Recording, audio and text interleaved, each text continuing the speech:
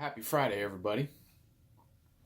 So, I guess for Friday Night Noodles, I'm really starting to really take a look at my playing, given how long I've been playing.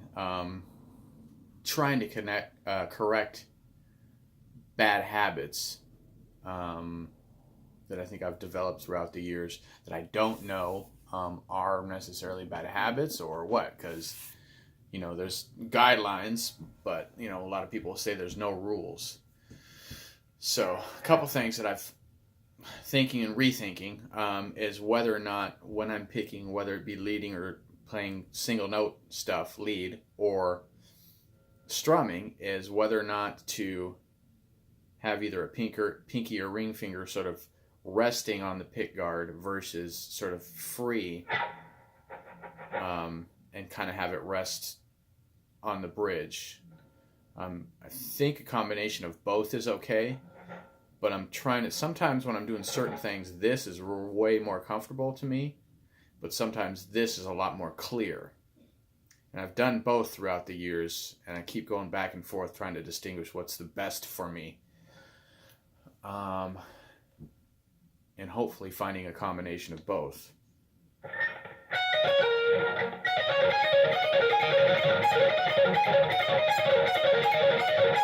So doing something like that, having it rested a little bit on the pick guard feels good to me. But as I'm working on, say, the 5-note descending version of this, kind of the Eric Johnson thing, where it's not only, it's down, up, down, up, down, down, up, down, up, down, down, down, down. I find I have better luck, not better luck, but a little bit more clarity, playing it with my hand a little bit more free. So.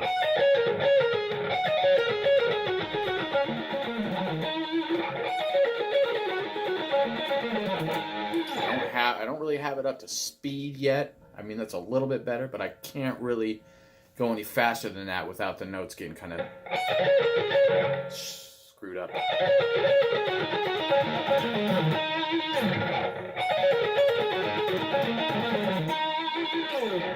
And I don't know if it's because of my age or what, but I'm just becoming uber aware of every possible unmuted string noise that I can hear, no matter how fast I'm trying to play.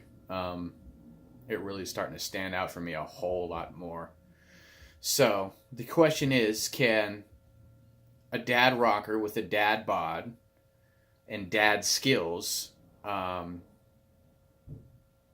get better and really improve to the status of a really good guitar player? I won't say great, because I think there's a distinction there that I don't know what kind of mojo that takes. But now we're talking about our heroes, so that's a whole different story.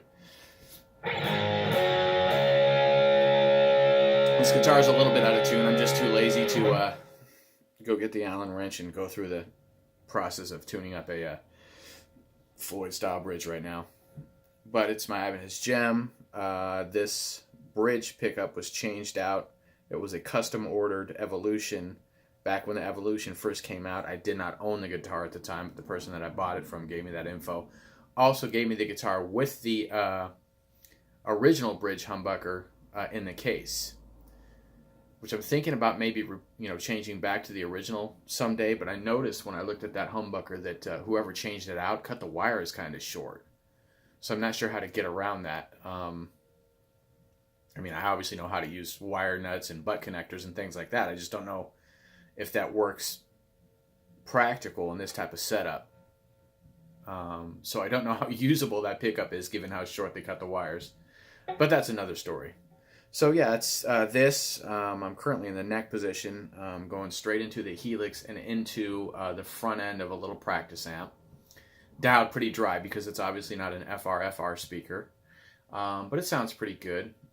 Using a preset that I think I downloaded. It's called Divided by 13, based on the Divided by 13 amp. But what's really cool is it's got a Minotaur in front of it, which is the Klon model. And then I've got, I think, a high watt 412 3 Sigma Audio IR after it. And there's also reverb and delay, which I have disabled right now. No, I'm sorry, the reverb is on, but the delay is not, because I might want to change that or tweak that. But what's cool about it is the expression pedal has been assigned to the gain control of the overdrive model. So if I just press the expression pedal all the way back, and I get this tone.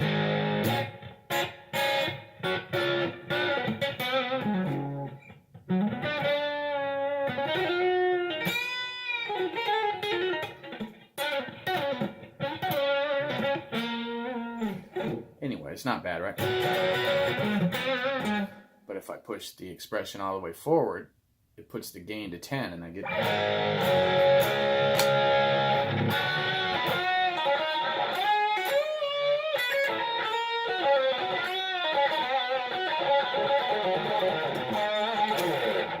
something like that. So this is the gain back down to 0, basically. I switched on my bridge pickup also, but kind of nice punchy. This guitar has a lot of low end, natural low end to it, so I could EQ that out, but I don't want to mess with it right now. And this is with the Centaur bypassed, so now it's just, this is just the amp sound. And if I hit the strings a little bit harder, I get sort of that edge of breakup right there.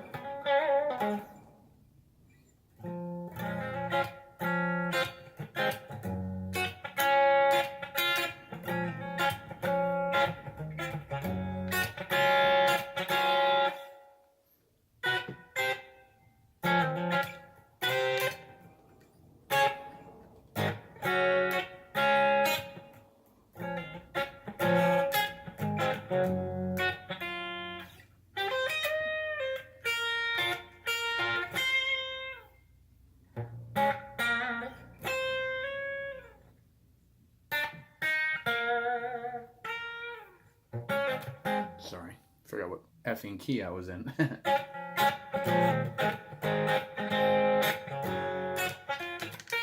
Okay, then kick the overdrive back on. Gain at 0 and it's...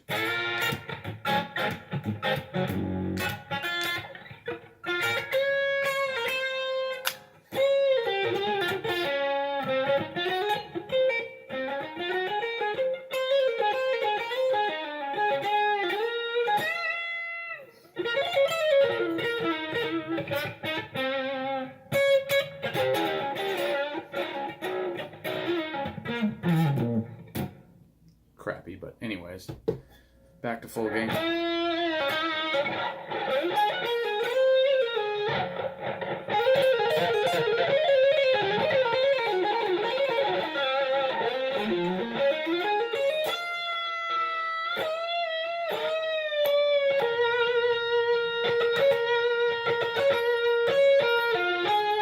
Okay, that's my best Stevie riff on for the moment.